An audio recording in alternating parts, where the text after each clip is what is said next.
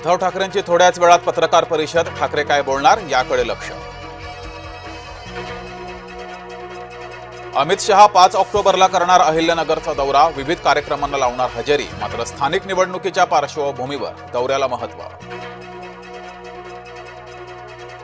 दसऱ्याचा दिवस ठरणार विचारांचं सोनं लुटणारा दिवस. दसऱ्याला ठाकरे, शिंदे, मुंडे आणि जरांगेंचे मेळावे. पावसामुळे शिवाजी पार्कात चिखल हटवण्याचे ठाकरे गटाचे प्रयत्न.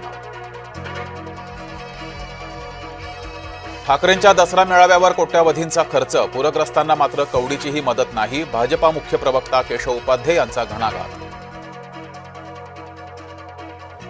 भिवंडीमध्ये कशाला हवीय मराठी. आमदार अबू आझमीच्या वक्तव्यानं वाद पेटला. मनसे आणि ठाकरे गटानं व्यक्त केला आझमींविरोधात संताप.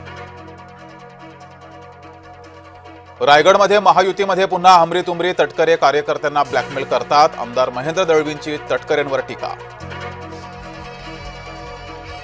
पुणे पोलिसांची पुन्हा नाचक्की. अटकपूर्व जामीन मिळवण्यात मनोरमा खेडकर यशस्वी. कल्याणमधील गांधी इंग्लिश स्कूलचा अजब फतवा. कपाळावर टिळा, टिकली, हातात धागा बांधायला बंदी. संतप्त पालकांची शिक्षण विभागाकडे धाव. हिंगोलीच्या वेलतुरामध्ये 2 गटात राडा. मिरवणुकीत डीजेवर गाणे वाजवण्यावरून वाद. 2 जण गंभीर जखमी. राष्ट्रीय स्वयंसेवक संघात कटुता नाही. पंतप्रधान नरेंद्र मोदी यांचं वक्तव्य. संघाची शाखा म्हणजे मानव विकासाचा यज्ञच असल्याचंही वक्तव्य. मनमोहन सिंग यांनी पाकिस्तान विरोधात कारवाई करू दिली नाही. माजी केंद्रीय गृहमंत्री पी चिदंबरम यांच्या वक्तव्यानं खळबळ. मुंबईवरील 26/11च्या हल्ल्यानंतरचा सांगितला प्रसंग.